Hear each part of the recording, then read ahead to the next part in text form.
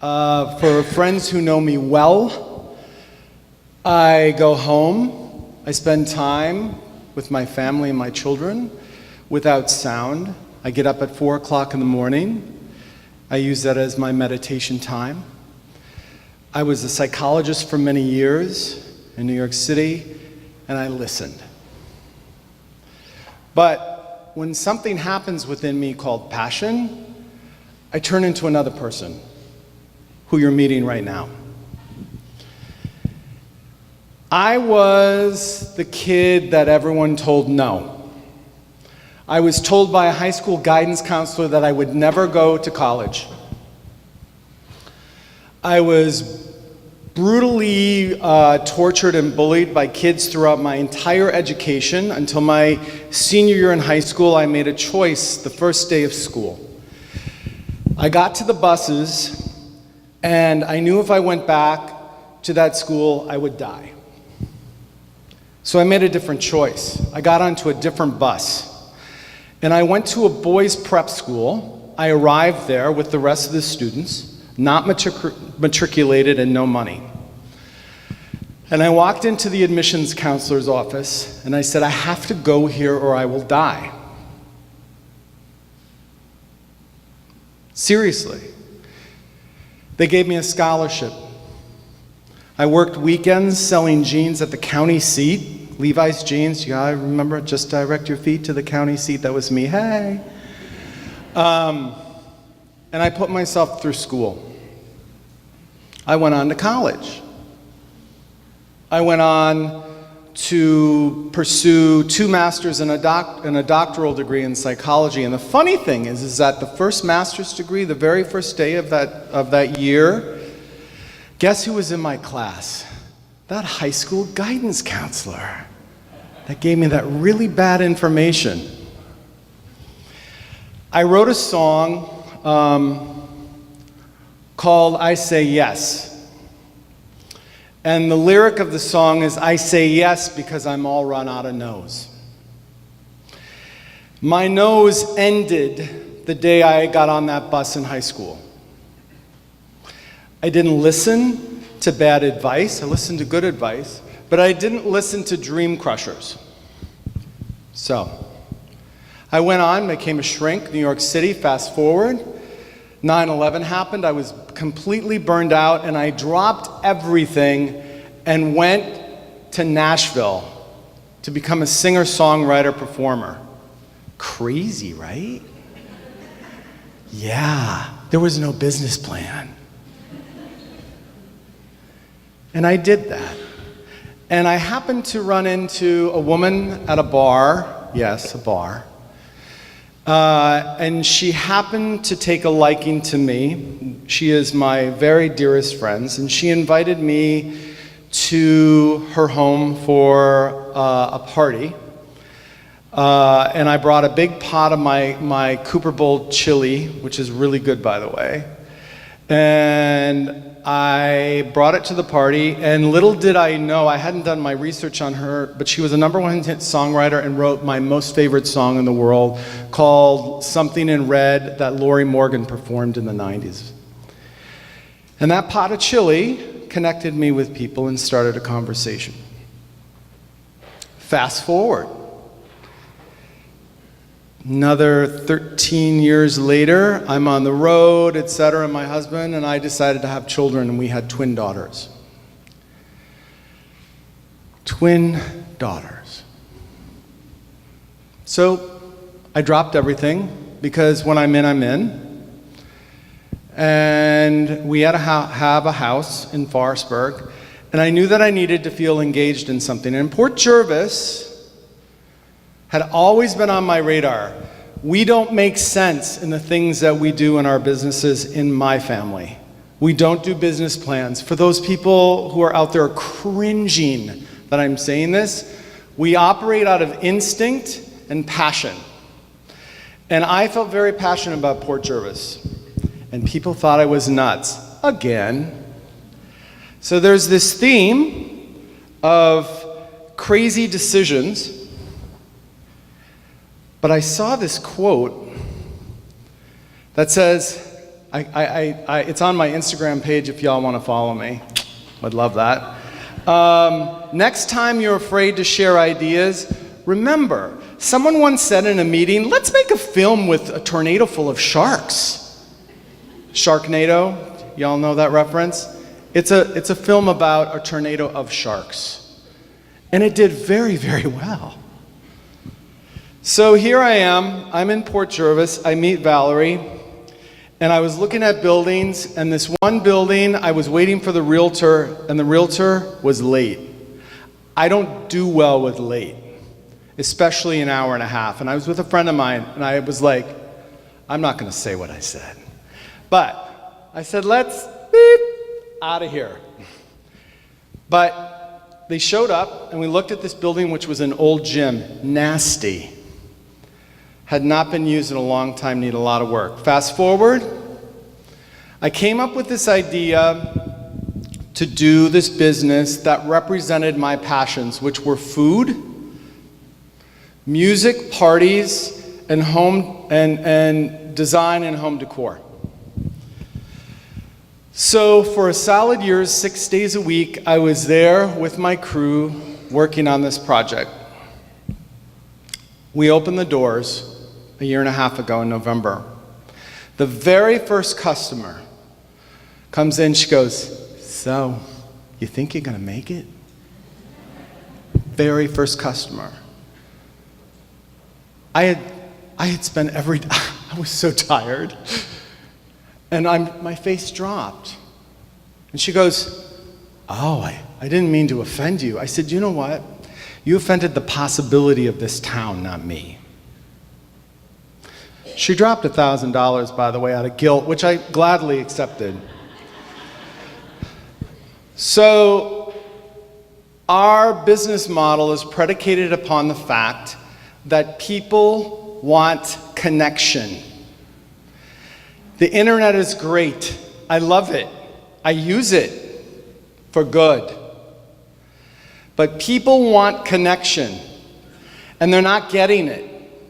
And what we provide is connection. You come in, and the first thing you get hit with is carbs and coffee and a smile and a hello. Hello. You come in, you sit, you eat. You wander, you buy, you don't buy, I don't care. The whole idea is that you have a place at my table if you are kind. If you are not kind, you don't get to stay. This tattoo is part of our logo. It's spreading positivity in the world. I'm done with crap. I am an idea farmer. I am a planter of goodness. And that's what our store is about.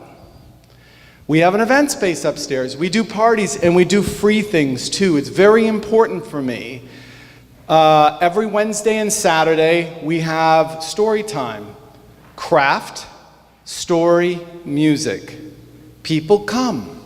It's lovely. We have winners of Chopped come and do farm-to-table dinners. We have yoga. We have Nashvillians come up and do live music. We are doing, I hate to tell you this, Unicorn Week in August. I never thought in my life I would be surrounded by so much glitter as when my daughter started to grow.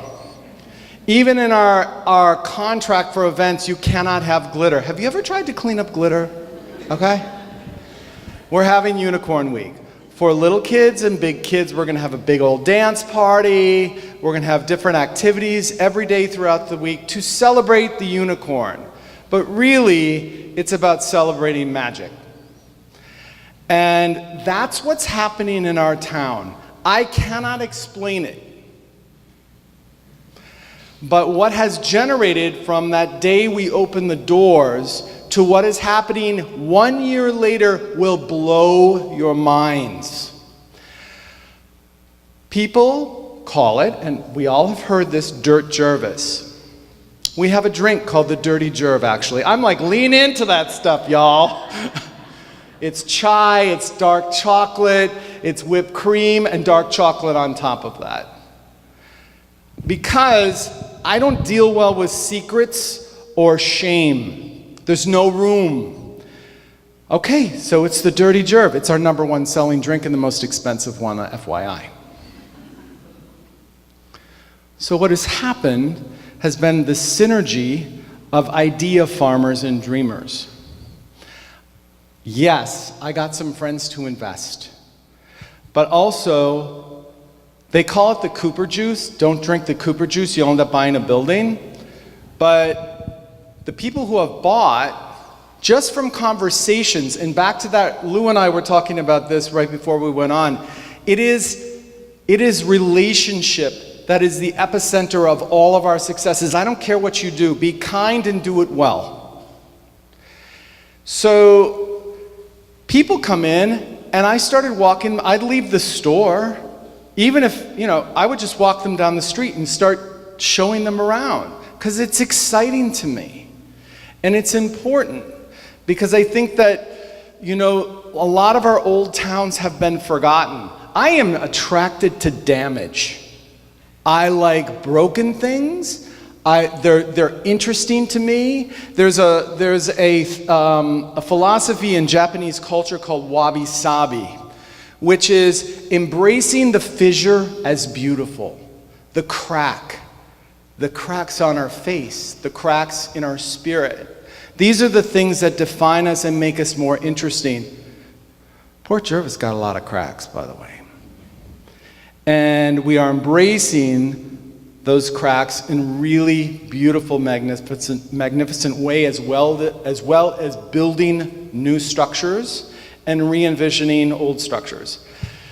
So we started a downtown organization called the Historic Downtown Merchants Association, where we meet every month, and we are coming together because I have said over and over again, you cannot rely on one person to create this storm. It requires a lot of snowflakes. I love adding that in, by the way. So it is only in the collection of us that we create significant, profound change for future generations. Hi. So we come together once a month, we plan. We had our first girls' night out, y'all. I did not want to do this event, but I did. Oh my God. We clocked in our store alone between 5 and 9 that evening over 300 women, just in our store. It blew me away. It was probably one of the happiest nights I've had in a long, long, long, long time, because it was the manifestation of the idea farmers of downtown. And even though I didn't want to do it, I'm so glad I agreed I did.